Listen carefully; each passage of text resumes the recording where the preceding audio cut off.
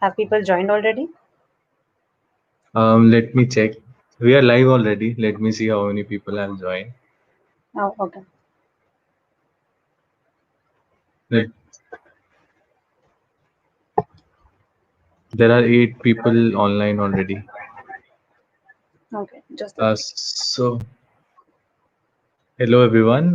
We'll be starting in a few minutes. Till then, if you have any questions, just leave them in the chat, or just let me know if you want, if you where you are joining from, what is your name, so that we can get to know each other better. Right?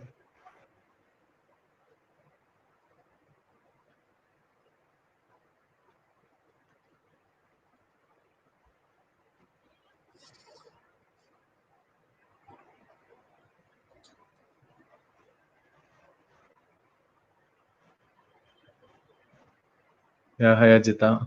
Yeah, we are Hi, also Ajita. excited for this. Actually, Ajita is also a CA turned designer, so he'll relate to you Oh, more. yeah. Extremely similar stories, so definitely. Yeah, hi Mehak. Hi, Mehak. We'll be starting in another 2 or 3 minutes. If you guys have any questions, just leave them in the chat. We have a very exciting session for you today.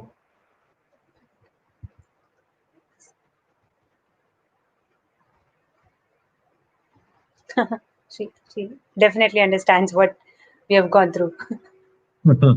Yeah, Yeah, like it's a different insight to life. okay. Yeah, I have a cousin who's a CA, so I have seen him struggle. Yeah.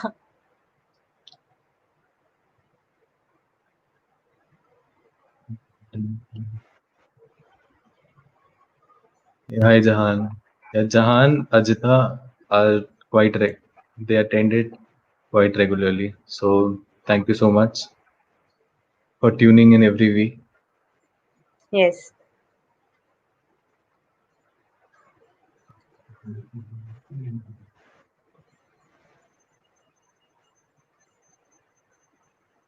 Okay, another 2 minutes, I think, then we'll start. We already have Sure. 20 people tuned in, so Great. that's great already. Yeah, just let us know where you are joining from and what your names are, so we can get to know each other better. Yeah, hi Kalyani. Hi, She's Kalyani. also someone who joins pretty regularly, tunes in pretty regularly. That's great to know.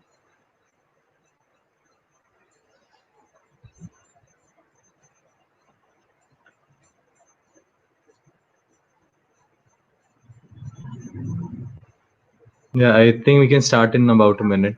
We have a lot of people already joining in. Yeah, hi Samir, hi Pintu.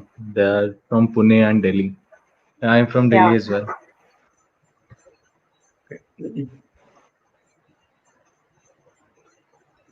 Yeah, hey Mrunal. Yeah, great to have you here. This is Hi, your Mrinal. first time. Yeah, thank you so much for joining in today. Yeah, if you guys have joined in, just like this video so more people can tune in, and also subscribe if you haven't already, so that those two things are out of the way. Yeah. Hi Anandita. Yeah, great to see you here.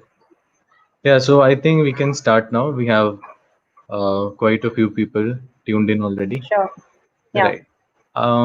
So yeah, let us. So I'll start with a brief introduction of Evnisha. So I actually wanted to have a UX writer for a long time on this session, because this is something that a lot of designers tend to miss, and I wanted someone who is a professional to guide people and to tell them about how important UX writing is. And these days there are so many apps and everybody is getting so many projects, but they don't have the time at all to work on the writing part of the project. So we have Evnisha here today, and she's a CA turned content writer, and then after that, after stints in content writing, copywriting, she moved to core UX writing, and she's working at Airtel now, and she has interests in poetry and also other things like writing blogs or writing to tell people what how important UX writing is. She has her own pages on Instagram. You can follow her. The links are in the description. All my links and her links are in the description. And now I'll transfer it to her to take the session from here. So yeah, Nisha, take it from here. Um, Thank you, Karan. Hi, everyone. Pretty excited for this. There's very less conversation about UX writing in India specifically, and I'm glad I got to do this so that I can introduce both designers and writers to this exciting field, which actually changes the game in design. And I daily see impact that writing creates with designing, with interaction, with user experience, everything. So I'll not waste a lot of time. I'll just head into the session directly, and we can start with what is UX writing, the UX writing 101 that has been planned. Let's go. Yeah, right before we start, I would like to know from the people who have joined in, like what do they know or what do they think UX writing is exactly, so that we can get on a we can get on the same page while you're explaining. Okay, so just write in the chat what do you understand by UX writing and if you have had any experience with it. And meanwhile, you can go on, Avnisha, and make sure you leave questions in the chat, and we'll be addressing them towards the end. Yeah. Sure. So I'll start with, I just gave you my tiny glimpse, so I'll give it again. I'll start to show how apps would look if UX writing did not exist. So for example, this is your regular Gmail side panel without any copy. Like you do not know what the plus button does, you do not know which is inbox and which is starred and what is sent, and you do not know how to start a new meeting and how to start a new chat. So basically, if product was all design and no copy, it would be unusable. Unusable to the point that you would get confused what to do when someone shows you the product. So microcopy is basically telling you how to use a product in different areas and guiding you through it. So we will first start with what is UX copy or microcopy. So UX copy is basically writing that guides you through the product experience. You can take any website, any app, any product, even the chatbots, the voice-based interfaces, your car GPS, all of these, they tell you how to use the product. Whatever copy and whatever text that tells you how to use the product is basically microcopy. Yeah, be it a very small tooltip, you know how you hover over an app and it tells you, hey, do not click here, and you might discard the tweet, or if you cancel something and there's a warning message. These small bits and pieces of text basically make up user experience, and because they make up user experience, it's called UX copy. It's basically all the words, all the icons, all the images that come together and guide you on how to use a product. uh, it's a very interesting field in terms of working with design, because till now copy has not been considered as a very important part of user interface, and things are changing rapidly, very fast. So UX copies, in definition, UX copy is this, but obviously there's a lot more, and we will explore it further. So UX writing is basically the discipline that guides UX copy. It's how you craft the whole app around users. Basically, imagine you're making a movie and there's no script in place. So how would you make a movie? That same logic applies to all kind of visual mediums, no matter whether it's your app, your web page, your chatbots, anything. UX writing is basically that guides you through that. So it's the customer facing text and copy that appears within the design. The best example of a good UX copy is that you don't see through it. It just does its job without making it explicit. You really like it, you know what it is doing, and you move ahead. Any product that does not confuse you, it's working because it has great UX copy working for the product.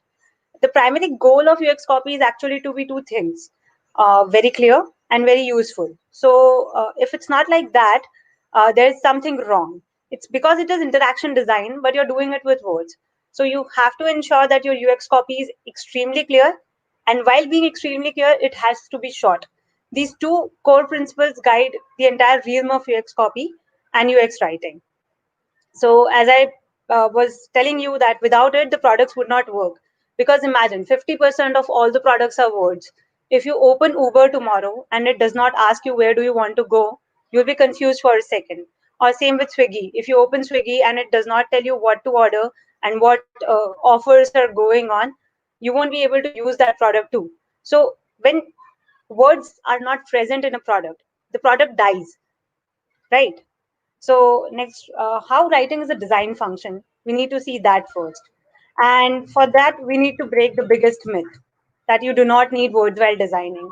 So I have been working for long with writers and designers both. And the current status quo basically is that design comes first. And then when the time comes to ship, let's get to the copy, which is the worst way to design. Um, it is the lazy way, the quicker way, whatever you call it. You do not find a lot of designers discussing, hey, what words to put here. You do not find a lot of writers that are asking, hey, let's discuss wireframes first. And the problem is both the sides and need to be dealt. So the biggest enemy for UX copy right now is lorem ipsum, and we need to fight that. The problem is, so when you plan a product, okay, you just arrange all the blocks, you are ready with the prototype, and you think that the design is functional, but when you get to testing and you do not have the copy, it's unrealistic. You do not know where to go, you do not know what to do, and without content, design is basically a visually, aesthetically pleasing mock-up and nothing else. Like content is literally the most important part of design, but most of the time it is overlooked by designers, product managers, planners, and the blame is also on writers who do not get involved in the initial stages. So the fact that you need words in design is proven when you decide what does the product do, the product story, right? And that's how you proceed with designing. So and by the way, if you have any questions on how to include design and writing in initial stages together, please shoot them in the chat so I can address them later. So let's move to the next slide. Why design with words? So what is a product flow? If you ask yourself, a product flow is nothing but a story. Story is narrative, and how you tell something defines how the user feels about it. If I tell you that this package will reach by Wednesday, and instead of that, I tell you the package is 2 days late, I am deciding what emotion you will get with that copy. So your words not only guide your design, but they also guide your user experience. It just does not make sense that you include them in the last stage of design and you just tell your writer, or sometimes not even the writer, the designer himself just puts in some words, googles it and just fills in the copy.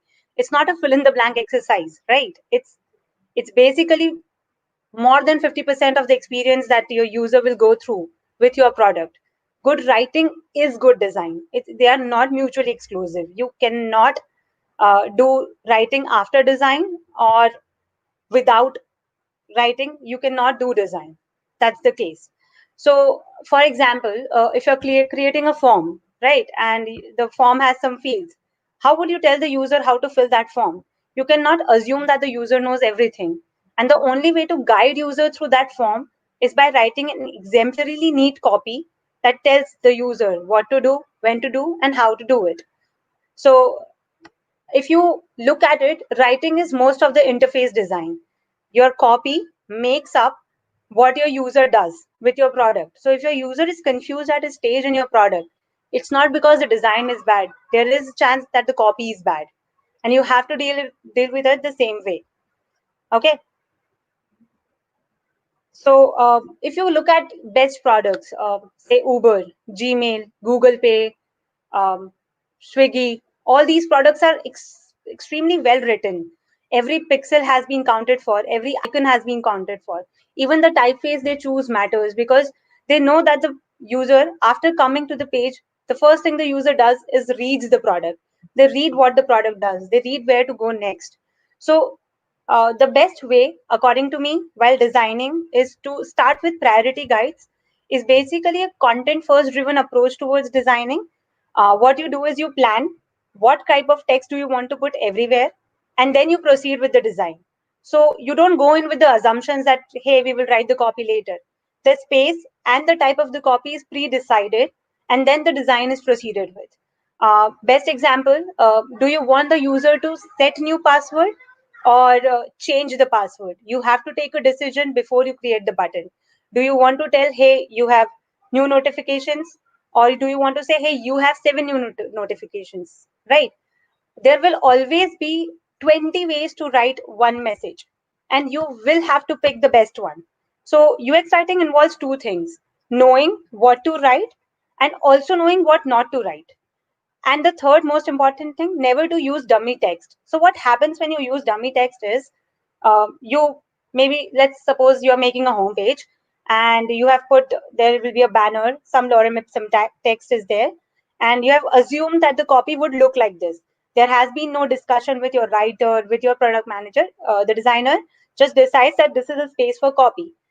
Now, currently, when you look at the design, it looks good, that it will work. And then when you move out of it, you realize that you have made a lot of unrealistic assumptions, and the design is now failing with every click because the writing wasn't considered. And you have to go back and start your whole design from scratch. And that's how things tank. That's how things actually design fails for you. So you need to decide that what role content plays in your design, and you have to give content that place. And this decision has to come from designers, because the table needs writers. You have to invite your writers on the table and talk to them and include them in your design process. They bring a new perception, they bring new questions. There are times when you are not even considering the positive and the negative flow, and the writer tells you, hey, what about this? And it might change your whole perception about your user. So this brings to our most important question: content first or design first? This is the signature chicken or egg question while designing. Nobody knows what to do first, and everybody is confused. But let's handle it one by one. So the utopian situation would be that design is content driven. I have everything in place. Nobody is working in silos. My writers are giving their inputs. My designers are giving their inputs. My research team is also contributing. But I'll be honest, not every design team has that kind of funds or the bandwidth to have that kind of setting. And it's not feasible for most of the design teams to bring in this process when it does not exist. So there are times when the teams do not have dedicated writers. They are doing with their marketing copywriters. There are times when the teams do not have effective collaboration between the design team and the research team. And then there is your analytics team that is bringing new inputs every day. So the utopian situation is hard to reach, but you have to do it step by step. You have to take some calls immediately that take you there. We will start with the first one, which will be stop using placeholder copy. There is no bigger enemy than lorem ipsum for any kind of design on the search or even dummy text. Do not even copy the content from other similar websites or other similar apps. It just does not work. It will lead you to decisions that you will regret later, and you will have to come back and do it again. It's just waste of time.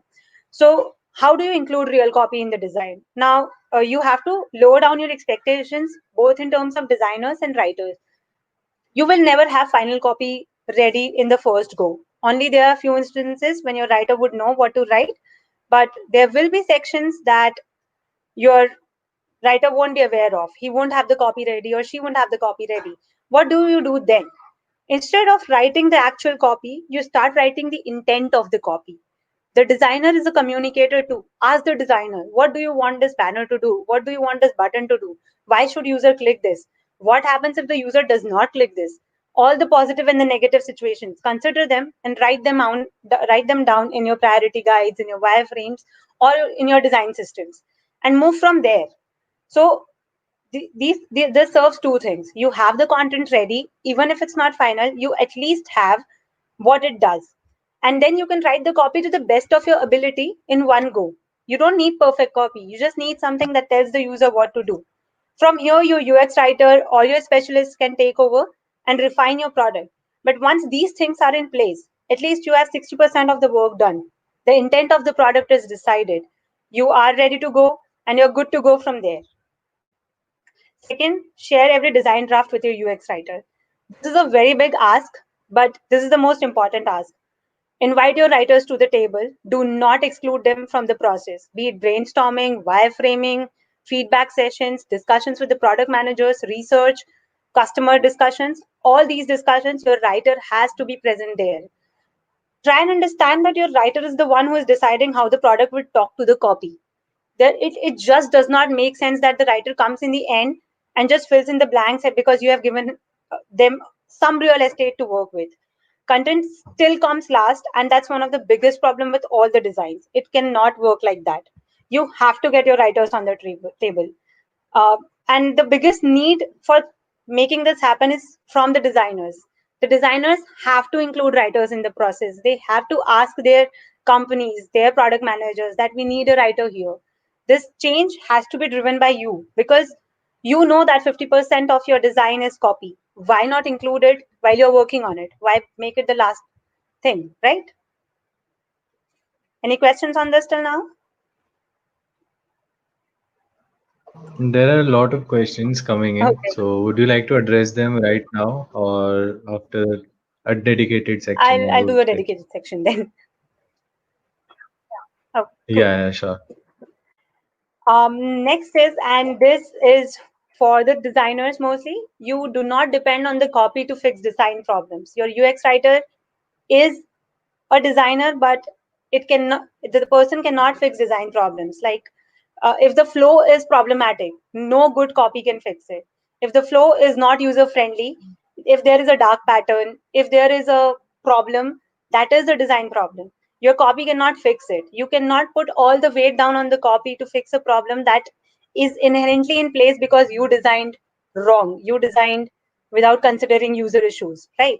This is not to put the blame. This is basically to consider what copy works and what copy does not work. So you cannot brush off a design problem, first of all. So there is a chance where your UX writer says that, hey, I cannot write anything here. I cannot mention anything here. I am struggling with how to tell the user in minimum words that there is a problem. There is a very big chance that the problem is design and not writing. And the copy cannot do all the heavy lifting. It's really hard. It's there to inform, it's there to train, it's there to build a habit, but it's not there to solve design problems.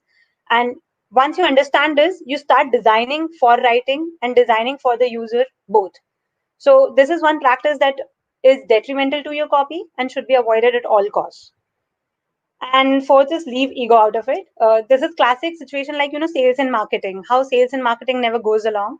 And marketing tends to blame sales that they're not closing leads, and sales tend to blame marketing that they're not bringing in leads. Designers and writers share some similar kind of relationship. There are times when they tend to put the blame that it's not working because of the copy, and the writer can say, "Yeah, jaga nahi chhodi hai," something like that. So nothing is ever final and finished when you're designing something. That's there. So how do you fix it? First of all, you have to put aside the fact that which one of us is more important. You have to make it work together. You have to talk to your users, your developers, your creative directors, and ask them what kind of copy do you want us to put here. Ask ask them like what is the kind of user that we're dealing with. Is it a new user? Is it a returning user? Is it a user who has left long back and coming back after we have launched a big update? These are all different situations, so you have to write for that and design for that. And when you're writing UX copy, talk to the designer, ask him questions that what was his zone when he was planning for it, when she was planning for it. What did they think about? Why did they put this button here and not there? Are they expecting user to click this button no matter what? That would define the tone and voice of your copy also. Your designer has taken some decisions, your copy has to count for it. And the decisions you do not think right, you have to communicate it back to design. This loop can never close, because there are things that writer sees and designers don't. And you need to use it as a strength, not as something that is a function and that needs to be fulfilled no matter what. That will change the whole game. Next, we move to best practices, which is the last section, and I'm pretty excited for it. Um, Always tell your user what's wrong and how to fix it. So I'll tell you an example. You know how when you used to use those old Windows computers, and every time an error popped up, and the error message was literally like a robot talking to you, and you hated it because you knew something was wrong, but you did not get what was wrong, and you had to call a specialist. So that was one example of extremely bad UX writing, and we have not come very far from there. We are still in nascent stages of good copywriting, specifically in products. So when you tell your user that something is wrong, Your message should not stop at what's wrong. Your message should always include how to fix it. If you do not have an answer to how to fix it, guide them to the next best practice, but do not leave it open ended. Like it's like telling someone, "Hey, you look bad," but you do not tell them what's wrong with the whole appearance thing, right? So you cannot write error messages that the user keep the user guessing. It's not a cliffhanger game. It's not a story, right? You have to tell them what happened wrong.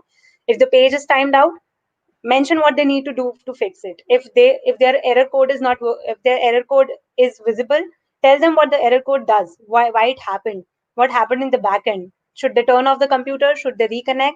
What should they do next? Don't leave your user hanging any case, because what happens is your user is very frustrated. Most of us are busy, we do not have time, and we are very confused, and we do not want to invest a lot of time in using one single product, right? So how to kill that time and to cut that time, you need to tell user that, hey, this has happened, this is what's happening right now, we will fix it in this time, and if it doesn't get fixed, you can do this to fix it. Complete the whole story always. Second, activate your headlines and messages. Lead with answers. Now, what does this mean? There's a way of writing active voice and passive voice. Now, I do not expect everyone to know the difference because it's a specifically a writing specialty, but active voice actually tells you who is responsible for what, and passive voice does not tell you that. So, for instance, if you have to tell the user to do something to get somewhere, tell them what to do first. Always tell them that, hey, you need to activate this setting. Hey, you need to click on this button. Do not tell them, hey, to reach to settings, click this button. Instead, always go with click this button to reach to settings, so that the user knows the user should always know that there is an action demanded from him. There is a intent involved, and you want the user to interact with the product. This is your copy's job to do. This is not your design's job. This is not anyone else's job. This is literally your copy's job to do in the product. You tell the user what to do to go somewhere. So that should be very clear. It should not be in passive voice.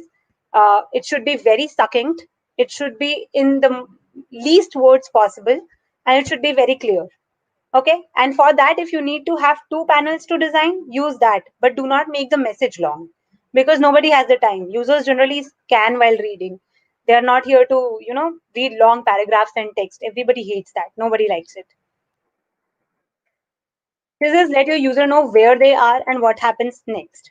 So there is a right time to write some copy, and every time a person is using a product, they are in two zones. They want to know where are they, and they want to know what will come up after this.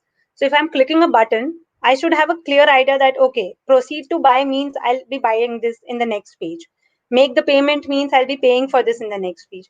You should get the user ready for the next step in the previous copy. That's why the way you write your CTAs change your product. Your writer should invest the most time in call to action buttons, because they need to be very specific, very clear, and they should ensure that no dark patterns are being followed. You cannot fool the user into clicking a button, right? That is a very wrong practice to do. So guide the user, tell them exactly what to expect, and guide them every step. Do not tell everything in one go also. Be very friendly, be understand what the zone of your user is. Like always remember, your user does not have time, and the user always is in a rush. So break down your information, give them in bite sized pieces, but make them ready for everything that's coming up next. Next is time your information, and this is the most important. Now, I love this example. If you're looking for a bathroom in a mall, and suppose you enter the mall and there's a big banner that tells you where exactly the bathroom is. It's a one paragraph sentence: turn right, take the steps, take third floor, go left, left again, and bathroom will be on your right. You will not enter the mall. You know that if there is an emergency, you will have to rush first thing. You will not enter that mall, right? This thing is called cognitive load. You are expecting your user to retain a lot of information in one go because you are lazy to not tell them later. You cannot do this with your user. You cannot tell on your homepage what all things are you offering. You cannot tell your user to follow all the steps in one go. You have to use coach marks. You have to use tool tips. You have to craft exceptionally well detailed help guides so that the user knows how to navigate. And this should not involve a lot of thinking. Nobody likes a product that takes their time. Nobody likes a product that takes their energy. How do you do this? In bite-sized information. Time your information really well. Tell the user what to do on one page and to go to the next page. That's all. It's like planning your routine day by day. You don't plan a month together, right? Don't expect your user to plan the whole usage together. Don't do that to your user ever. Another thing that you should take care of is that you should never make a lot of pages when you're planning the product. We tend to make a lot of pages and we put placeholders there, building blocks that have no context. And when your writer sits to write, your writer is just sufficing a process. They are just putting in copies so that you can use them. Imagine your Swiggy page has search box. You go to a restaurant, it has another search box, and it does not mention which search box does what. You will be confused out of your mind what to search where. Tell your user what to do where. And tell the designer needs to tell the writer that, hey, there might be a confusion here. Please clarify it for the user. This problem cannot be fixed any other way. So do not use your filler copy to suffice your design and justify your design. Always remember that 50% of your product is literally text. You cannot change that. So account for your text, account for your copies from the get go, from wireframes, from priority guides.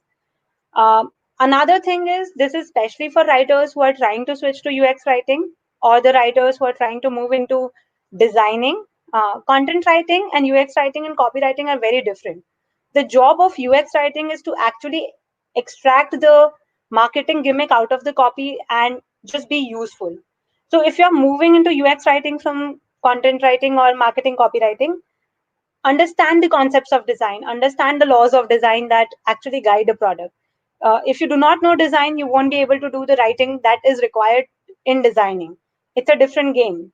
It's exactly opposite of what marketing copywriting does in terms of guiding the user. There you are selling a product and you are enticing a user to buy something. Here the user has purchased a product, so you are guiding that user through the product. The difference, how you can see that difference is when there is good copy in place, it takes a design a level up. The design just comes out very differently if the copy is good. But if the copy is bad, you end up with a better mock-up, nothing else. It's still not useful. The difference between bad copy and good copy is the product suddenly becomes extremely useful and the user is putting the least amount of effort to get there. So this is one big thing. If you're planning to make a switch, learn what guides design before you learn writing for design. And in all the contexts, never overwhelm the user. Never make your user wonder, why did you write this? What does this even mean?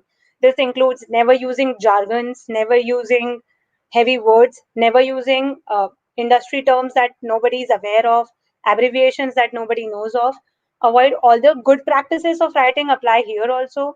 And the best part is to know all the grammar rules upfront and then break them as per your convenience so that your user find it's friendly. If you think starting a sentence with an and is useful, do that. But know your grammar, know your writing rules, and then subtly break them to get there. This is all from me. I'm ready for the questions now. Okay. Yeah, I think that was some great advice, and we have a lot of questions lined up. So we'll start from the top, right? So yeah, first question is, so Siddhant is asking, tell us about the project that you have worked on or that you hold.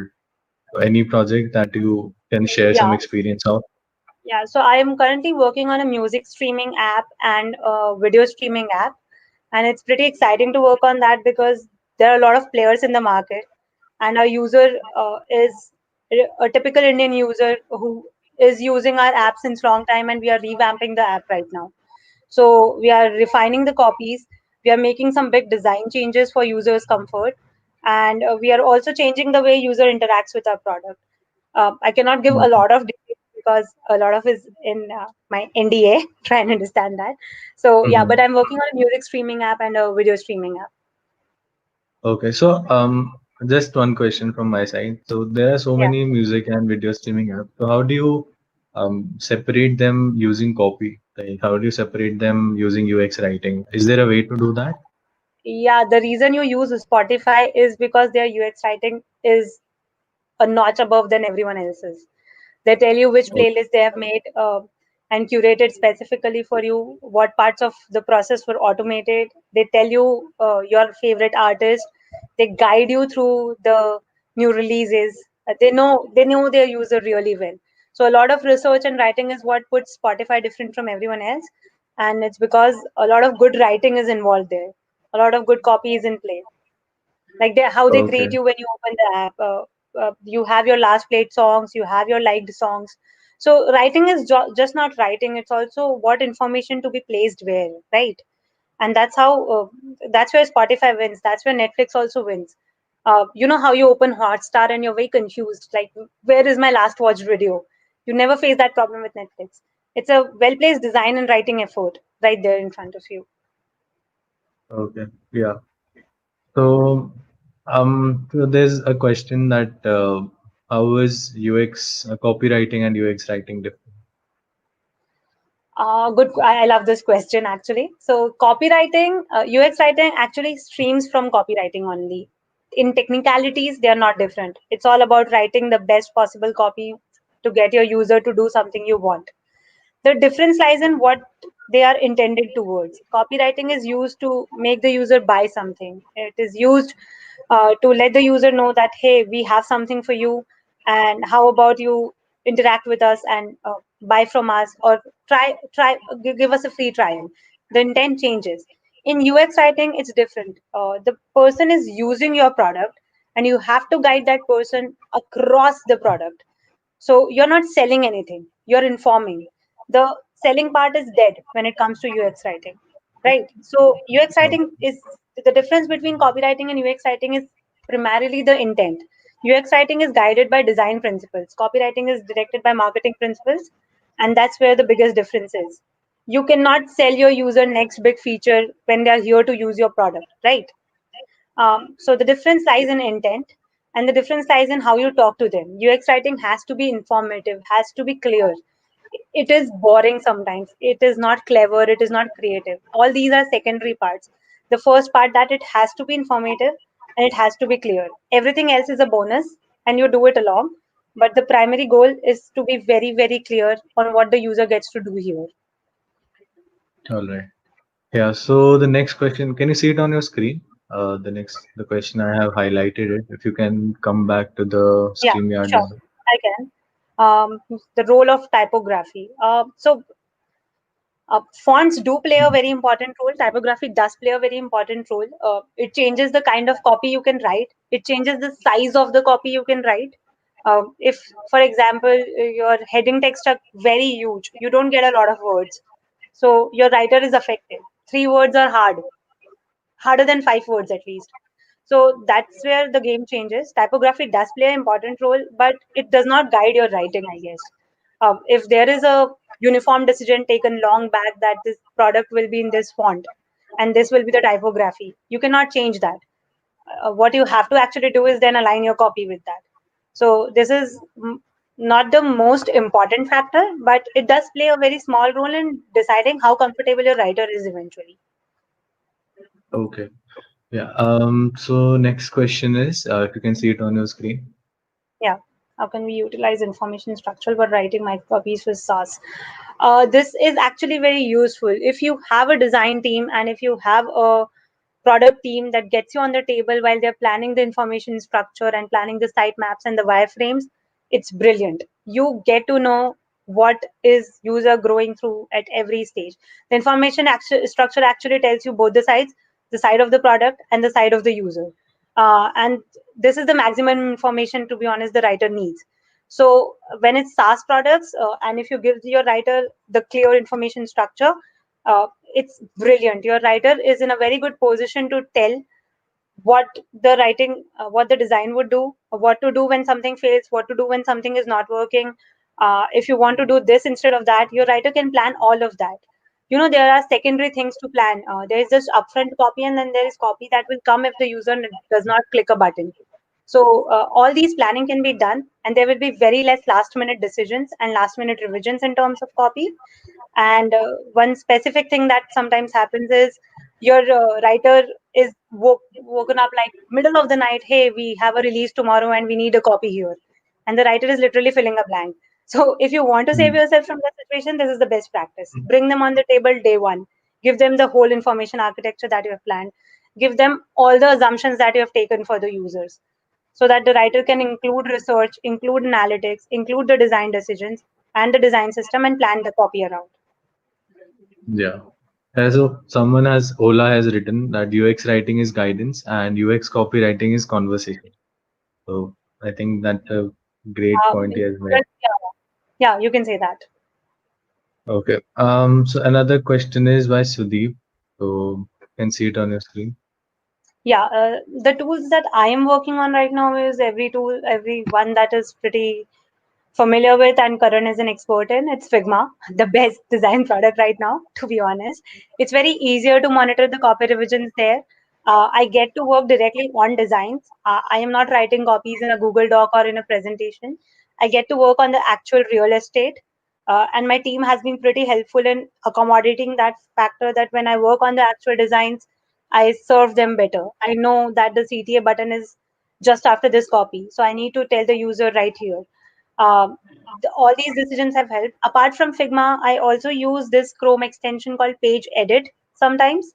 And I've recently also started using Ditto, but I've not explored it much. So primarily my tools are pen and paper, the first one, then Figma, then Page Edit, and then Ditto. Right. And Ditto, if you guys have worked with components, then it converts text into components. So think of Yeah. text like components, and then it can be placed into the text fields that you have. Right. So And this Ditto and one, Figma together will help you in building a design system that includes copy. So oh it's a yeah, great tool once you start using it well.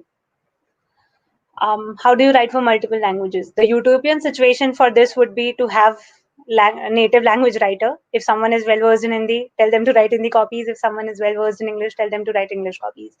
I do not personally believe in literal translation because the context changes when you go from even basic languages like English to Hindi. So I would suggest get some external agency, get some one who is an expert in language, who can at least edit your copies in that language. Do not use a software to translate. Localization is very important, translation is very important, but do not let a machine do it. Language has more to it than meaning and translation. So context is very crucial in products. So if you have to write for multiple languages, it's great to have a writer who knows three languages. Like I do write in English and Hindi both, so that helps me. But when you go, like if you have to write in Tamil or if you have to write in Kannada, then you need to get a writer who is well versed with that language. You need at least someone to run through it and check for mistakes and copies, and then maybe use them. yeah. So the next Can question. designers and UX writers collaborate in a way that works? At what stage? How any tools fit? Yeah, so I personally use Figma.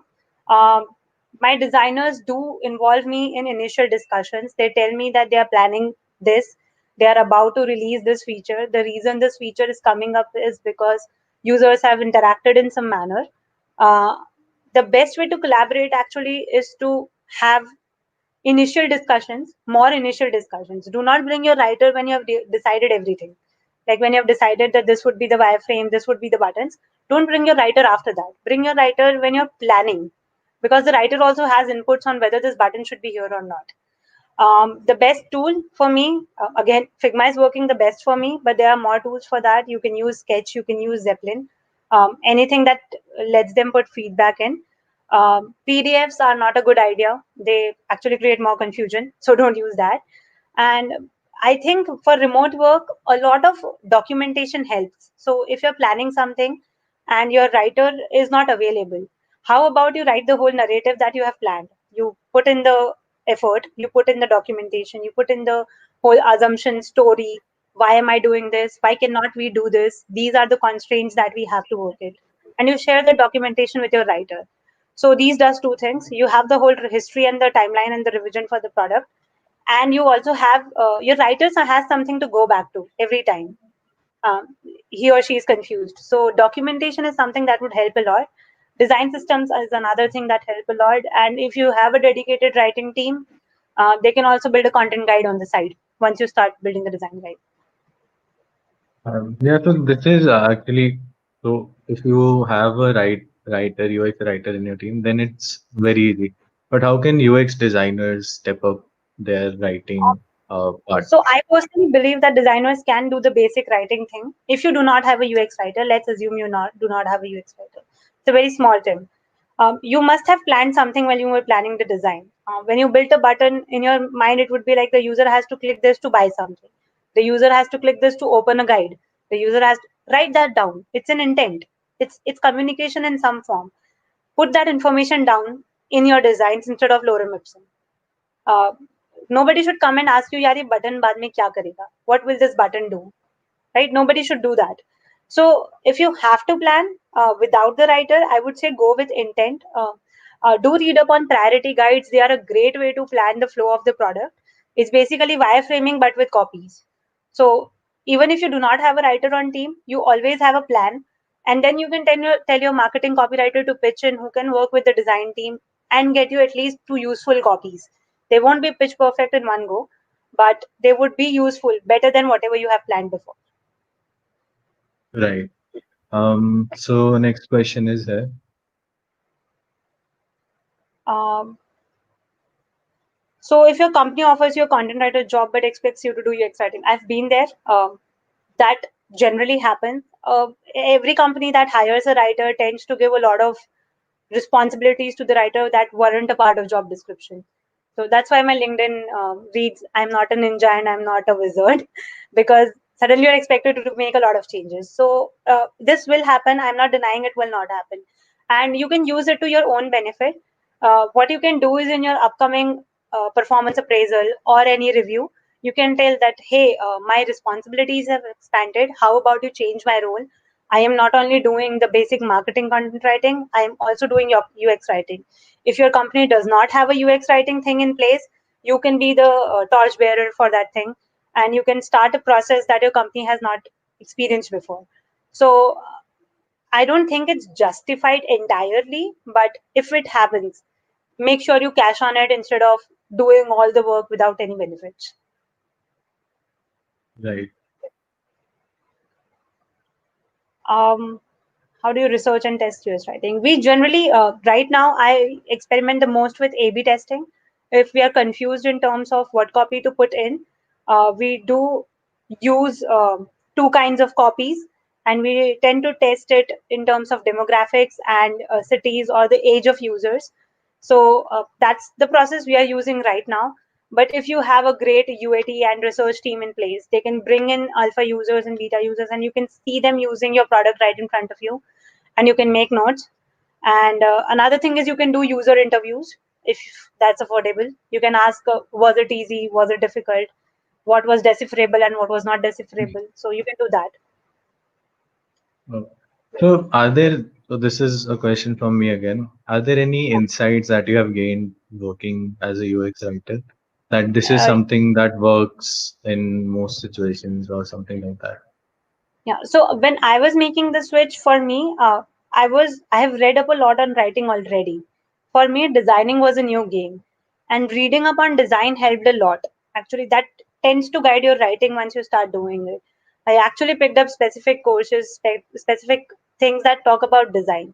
So not only do study writing, study design more, because in the end, it's writing for designing. It's not writing just for the heck of it. So if it's not servicing the design, it's not useful at all. So for me, learning laws of design was useful. You need to know the rules to break them. So learning that was useful. Another was fighting for the place on table. Every time I have not been involved in a project, I have seen the difference. Every time the designer has spoken to me before everything else, the designer and I both have seen the difference. So these are the two big takeaways. If you're not getting the place, fight for it. You have to make your role count. All right. Sorry, this is not a question. Yeah. So here is the question. Does UX copies? Yes, you cannot write wrong grammar for sure. So grammar has very subtle ways to work, and there are some rules you can break without sounding wrong and without sounding off. But you cannot write wrong grammar for sure. That's there. Uh, Quirky writing, I have a contrary opinion to it. I don't think it is useful all the time. Like if you use a pop culture reference, you are assuming that everyone has watched a specific movie or has read a specific book. For instance, I have not watched Harry Potter or read anything about it ever. I am saying it out in public, Same, big thing, right? So same, if same. somebody tells me that, are you a muggle? I'll be confused. I won't use the product Mhm. after that. I just know it's something from Harry Potter. I don't know anything else about it. So I don't think quirky writing is justified until your user is very specific and niche. Like if you're talking to 2-year-old kids who watch Peppa Pig, go ahead and use a Peppa Pig reference. But if not, why would you do that to your user? So I am anti quirky writing. Only do it whenever it is needed and know that it's going to exclude some users. If you're okay with it, go ahead. And can your copy be similar to product copies of your competitor? They are generally, but you need to differentiate. That's where actually you are useful. You need to differentiate from whatever your competitor is doing. If everybody starts saying, hey, here is your mix for today, everybody would be Spotify. Yeah. Also, what do you think that say pop culture references are something that span over a long time, but Yeah. what about when there is a meme trending on Instagram or on Twitter? So I have seen a lot of companies like they have their notification catering to those memes. So do you think that is something that can be done? Um, I don't see actually a lot of good copy companies doing that. So, for instance, uh, if you look at Slack, Slack does not do that. Slack does not use a specific meme. They are very cool, they are very quirky, but they don't use that ever. So, Yeah. if you're using a meme reference, I think you should have an idea that you're doing it for a specific purpose. You want to cash on what is trending. Some people will get it, a lot of people will not get it, and that is okay. So it's used with that notion in mind. I think when I'm using it, I'm very aware that okay, I'm assuming few people are on Instagram and they know this is trending, so they must have heard to it or watched it, and that's why I'm posting it here. But Right. I should be very well aware of the fact that people who do not get it don't feel excluded. Plan another notification for them also. Okay. Okay. Great. Can I UX?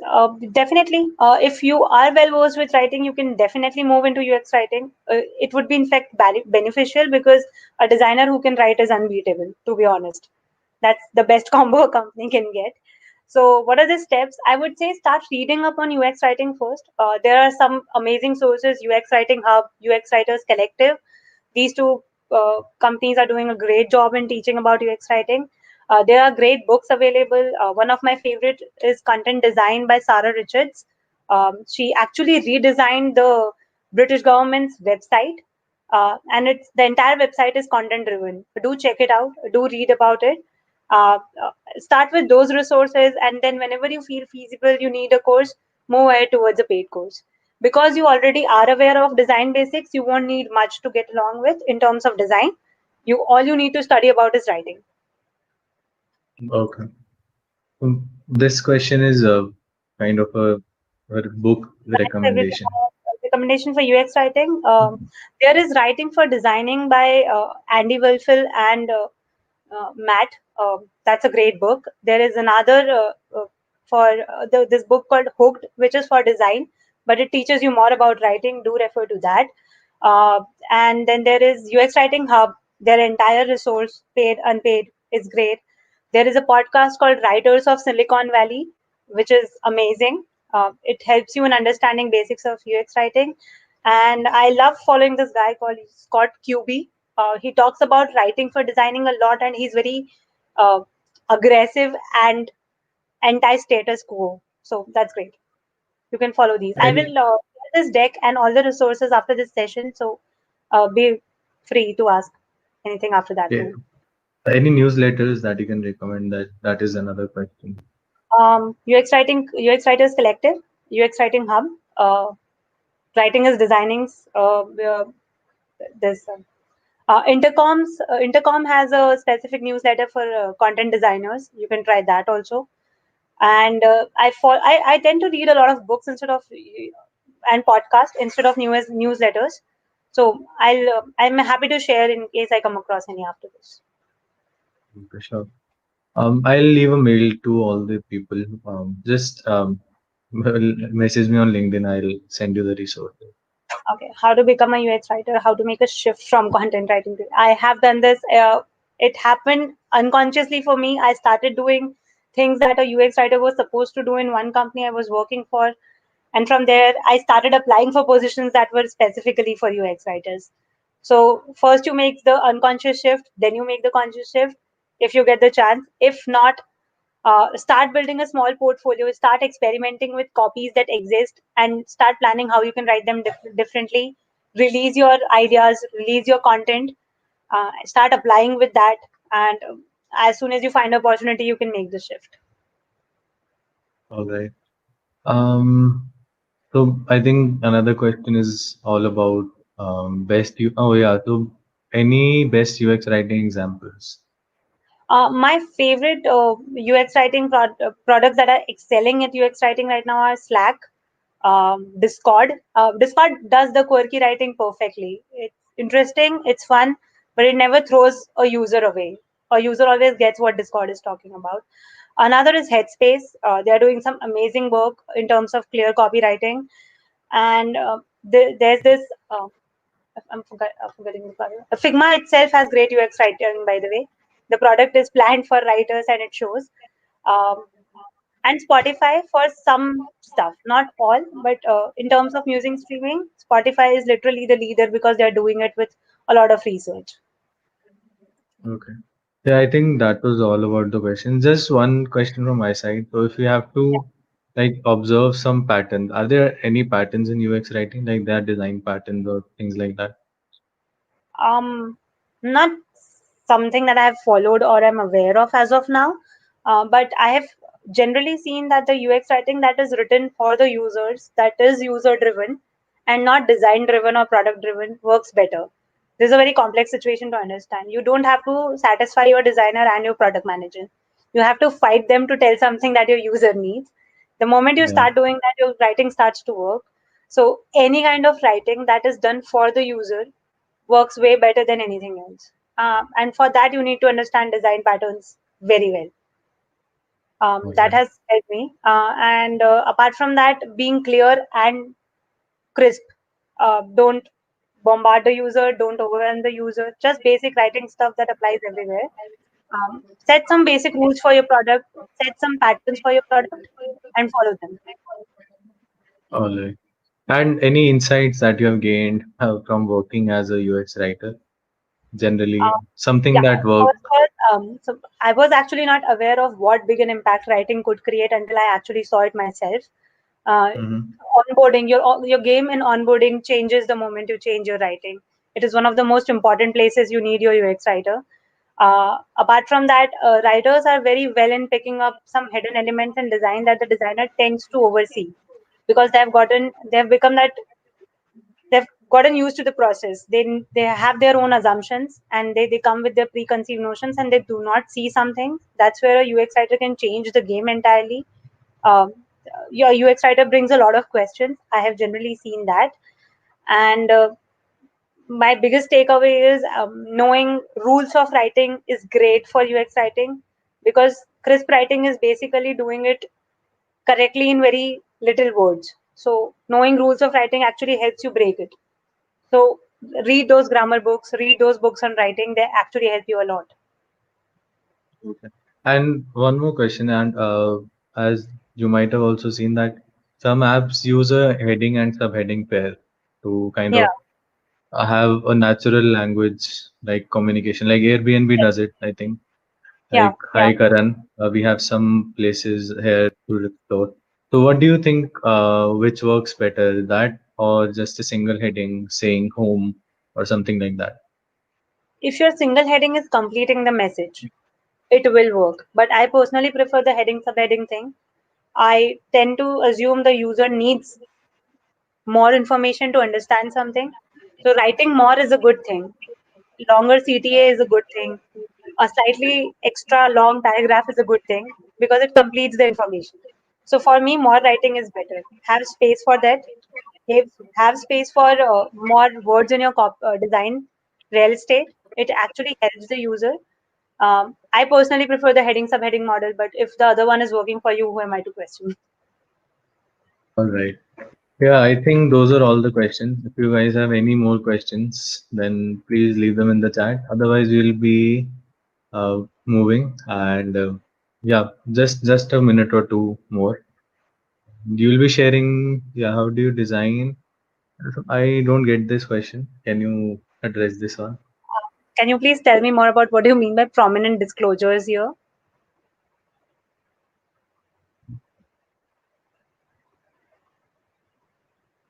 Yes. Last, how do you write prominent disclosures? I have no idea about that.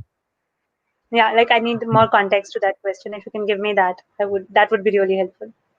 Yeah, let Or me I'm happy to search. take it afterwards. Or you can connect with me on LinkedIn and shoot me a message there. Okay, yeah, so I think that was it. If you guys have any more questions, just leave them in the chat. We'll be hanging around for another 1 or 2 minutes. When you need permission like contact or storage, like basically the part where you ask for permission for Oh, contact okay. sharing. Okay. A good practice that I have personally found very useful is telling them what you want and telling them why you want it. So if I'm asking for location permission, I tend to tell the user why do I need the location permission? What features would be inaccessible and what features would, if the product would stop working entirely, that would be the case. Tell the user why do you need the permission. Whenever you ask for permission, it's better to be pro transparency than pro dark pattern always, and do not take default permissions. Do not create hindrances in product. If the user is not giving you the location permissions, don't take the usage of product away from that user. That's a practice I'm against. The best way is to tell what you are doing and why you are doing it, specifically when it comes to these prominent disclosures like permissions and storage. All right. Yeah, I think that was it. I think we are ready to end the session. And any Yeah, more questions? Just we have all the links in the description. Yeah, thank you, Parvi. We have all the links in the description. You can reach out to me or Evnisha. And thank you so much, Evnisha, for yeah. agreeing to Thank doing you. this. Yeah. I think it was a great, insightful session. Yeah. Okay, I'll be releasing the deck in a few days on LinkedIn, and you can follow my Instagram page for more questions. I am found on Writing is Designing by Evnisha. I The must link have is in the yeah, description. link is in the description, so you can shoot me a message in at Instagram or LinkedIn. I'll wait Okay. for those. Thank you. Yeah, and next week I will have a different kind of session because this was the 24th session. Next week is the number 25 session. So I'm planning a kind of a meetup for everyone. It will not be on YouTube. It will be a very personal setting. So make sure you join me next time, and we'll be engaging in that, and we'll be networking and doing all sorts of things that we did offline. So I've been planning it for a long time. Let's see how it goes. And all the people who have joined today, I expect that you will be able to join the next time also. So we'll discuss about design journeys, all our design journeys, and we'll just get to know each other better. So, and yeah, thank you so much, Evnisha. And Thank you so much, I Karan. will yeah, it was a great, insightful session, and yeah, I'll we'll be in touch, and you can ask answer some questions that people leave to you in the personal chat. Sure. Yeah, thank you Thank so you so much, much everyone. for joining. Yeah, yeah, See ya thank you so much. on LinkedIn, Insta, Have a wherever. yeah, have a good night and have a great week ahead. Thank you so much. Thank you.